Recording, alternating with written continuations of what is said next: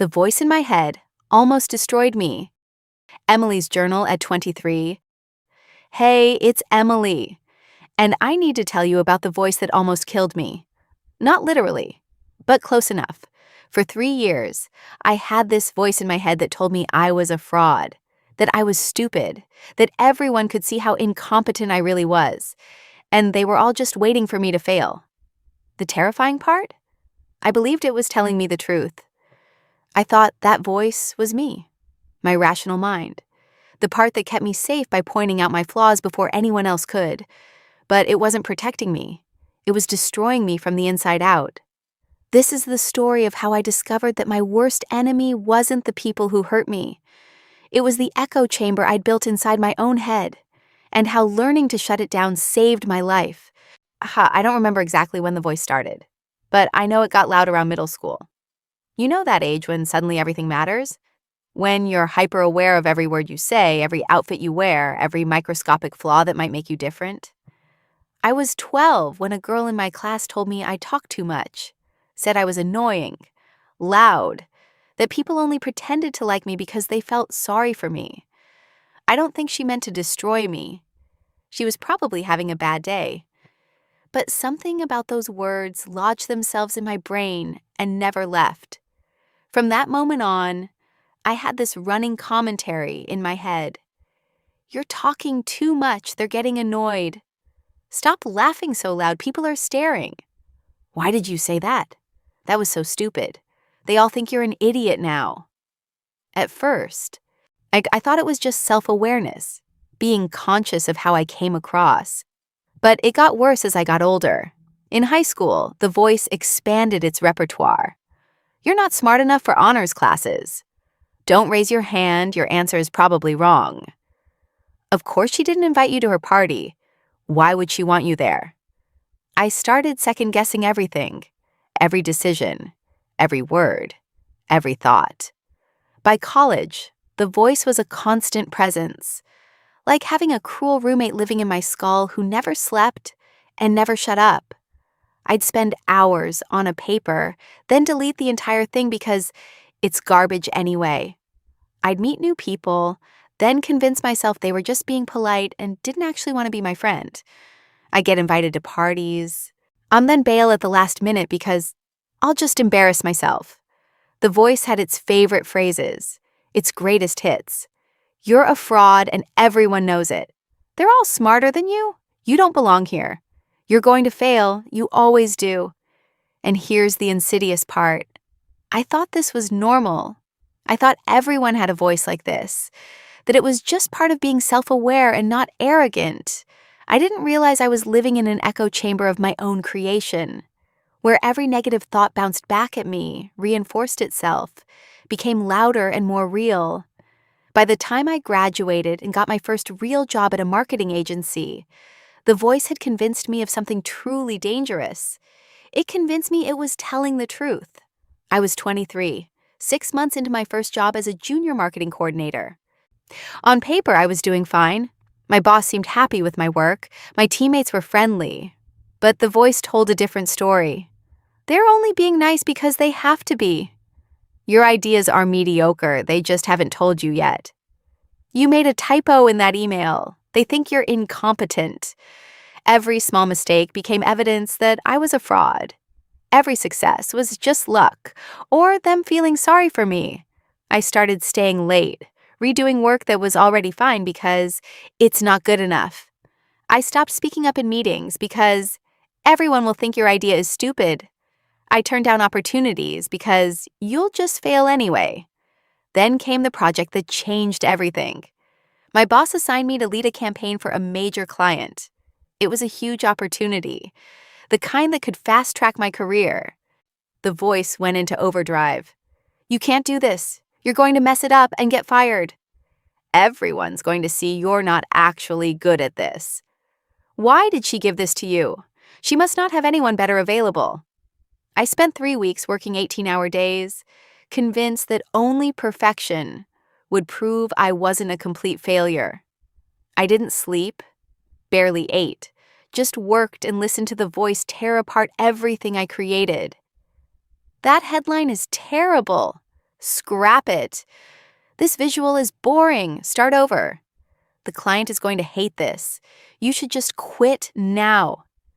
The night before the presentation, I had a full panic attack in the office bathroom. Heart racing, couldn't breathe, convinced I was about to humiliate myself in front of everyone. But I didn't quit. I walked into that meeting the next day, voice screaming in my head, and presented my work. The client loved it, approved everything, said it was exactly what they were looking for. My boss praised me in front of the whole team, said she'd known I could handle it. And you know what the voice said? They're lying to make you feel better. It probably wasn't that good. That's when I realized something was deeply, fundamentally wrong. Because if even success couldn't quiet the voice, if even external validation couldn't penetrate the echo chamber, then the voice wasn't protecting me. It was gaslighting me. The next day, I confided in my coworker Ava during lunch, told her about the voice, about how it told me I was a fraud no matter what I actually accomplished. She looked at me with this mix of concern and recognition. Emily, that's not normal self-awareness. Yeah, that's your anxiety lying to you. It's not lying, I said. It's just realistic. Realistic. You just landed one of our biggest accounts and you think you're a failure. That's not realistic. That's a cognitive distortion. A what? She pulled out her phone and showed me an article about negative self-talk and how the brain can create feedback loops of destructive thoughts that feel like truth but are actually just patterns, learned behaviors, mental habits gone wrong. Your brain is literally wired to look for threats, she explained. It's an evolutionary thing. But in modern life, when there's no actual predator chasing you, it turns that survival mechanism inward. It starts treating your own thoughts and actions as the threat. I read the article, then another, then fell down a rabbit hole of research about the neurobiology of self-criticism. And I learned something that changed everything. The voice wasn't me. It was a pattern, a neural pathway that had been reinforced through repetition until it became the path of least resistance for my brain. Every time I had a negative thought and believed it without question, I strengthened that pathway, made it easier for my brain to default to criticism. It was like I'd been training my mind to attack itself. And because these patterns release cortisol, the stress hormone, they literally impair the part of my brain responsible for problem solving and rational thinking. So not only was the voice making me feel terrible, it was actively making me worse at the very things it claimed I was failing at. I was trapped in a vicious cycle. And I'd built the cage myself. That night, I started something that felt ridiculous, but desperate times call for desperate measures. I started talking back to the voice. Not out loud, I wasn't that far gone. But in my head, I started treating it like a separate entity instead of my own thoughts. When it said, "You're a fraud," I'd respond, "Show me the evidence." When it said, "Everyone thinks you're stupid," I'd counter with, "Name one person who's actually said that." When it said, "You're going to fail," I'd ask, "Based on what?" I just succeeded yesterday. At first, it felt fake, forced, like I was lying to myself. But then something interesting happened. The voice stuttered, because when I actually fact-checked its claims against reality, they didn't hold up. I wasn't a fraud. I had a track record of successful projects. People didn't think I was stupid.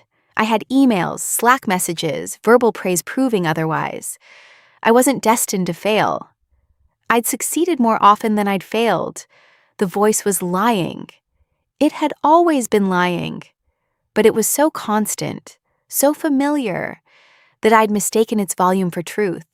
I started keeping a reality log. Every time the voice made a claim, I wrote it down. Then I wrote down the actual evidence. Voice, your presentation was terrible. Evidence, client approved everything and asked to work with me again. Voice, your coworkers don't actually like you. Evidence, Ava invited me to her birthday party. Jake asked me to collaborate on his project.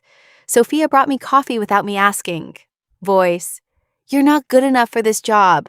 Evidence, I've been here 6 months, haven't been fired. Boss gave me more responsibility. Client retention is high. The pattern became clear. The voice catastrophized. It saw threats that didn't exist. It interpreted neutral or positive interactions as secretly negative.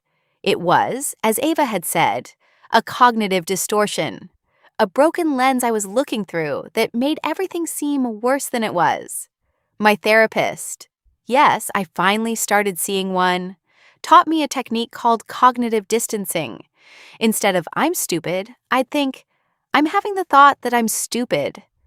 Instead of I'll fail, I'd think, my anxiety is predicting failure. This tiny shift made the voice feel less like truth and more like commentary, opinion, something I could disagree with. And slowly, the echo chamber started to quiet. It's been 8 months since I started actively fighting back against the voice. And I won't lie, it's still there. Probably always will be to some degree. But it's quieter now, and I don't believe it anymore.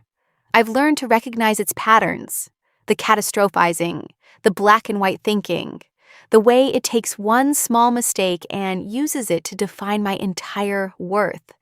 I've learned that thoughts are just thoughts. They're not facts. And I get to decide which ones I engage with. I've learned to calibrate the voice, to turn it from a hostile critic into something more like a cautious advisor.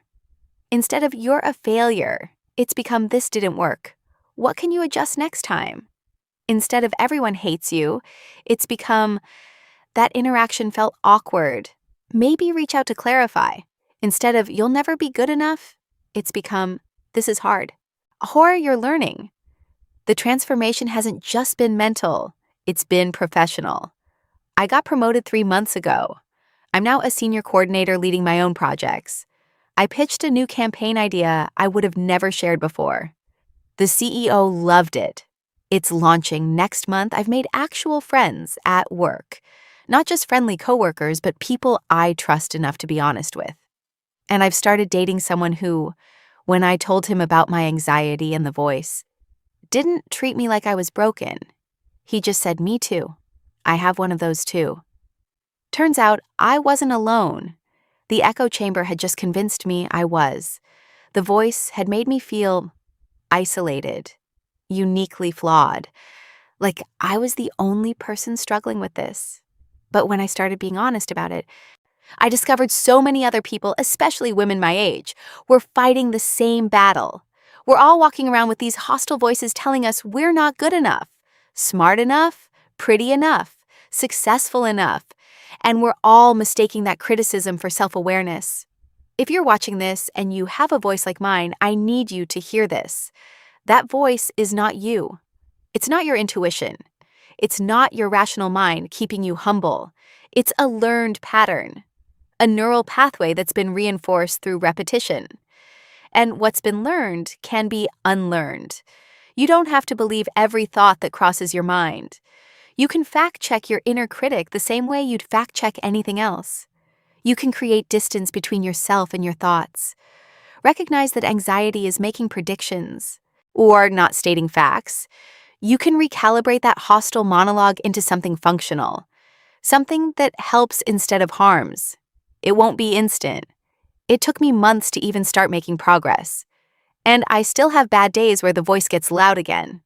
But I promise you, it's worth the work, because the most important relationship you'll ever have is with yourself. And you deserve better than living with someone who constantly tears you down. Start small. Next time the voice says something cruel, just pause. Ask for evidence. Look at the actual facts of your life, not the story your anxiety is telling. Write it down if you have to. Keep a reality log. Compare what the voice says to what's actually true. Talk to someone, a friend, a therapist, anyone who can reflect reality back to you when your brain is distorting it. And remember, the echo chamber only works if you stay inside it. The moment you step out and check your thoughts against the real world, it starts to lose its power. You're not a fraud. You're not stupid. You're not uniquely flawed. You're a person with a brain that learned some bad habits, and you can teach it better ones. That's my journey. That's what I learned, and I'm still learning it every single day. Thanks for being here with me. If this resonated, subscribe to Emily's Journal at 23. Share your story in the comments. And remember, you are not your thoughts. You get to choose which ones to believe. I'll see you in the next entry.